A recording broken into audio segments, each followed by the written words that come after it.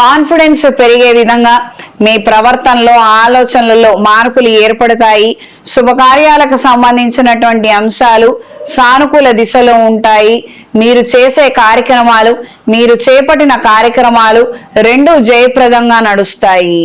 కొన్ని ముఖ్యమైనటువంటి అంశాలలో అయిన వాళ్ళు సలహాలు సూచనలు తీసుకోకుండా మీరు తీసుకున్నటువంటి నిర్ణయాల వలన కొంతమందికి సంజాయిషి చెప్పుకునే విధంగా పరిస్థితుల్లో మార్పులు ఏర్పడవచ్చు.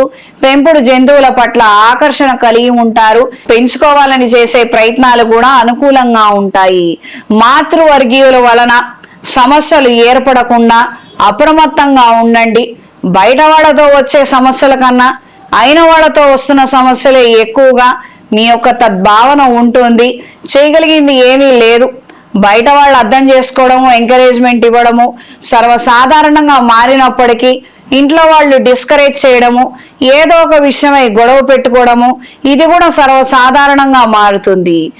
ఈ విషయాలలో కాస్తంత నిదానంగా సంయమనంతో మీరు తీసుకునే నిర్ణయాల వలనే కుటుంబం చీలిపోకుండా బాగుంటుంది. ఇది గ్రహించి మెలగండి.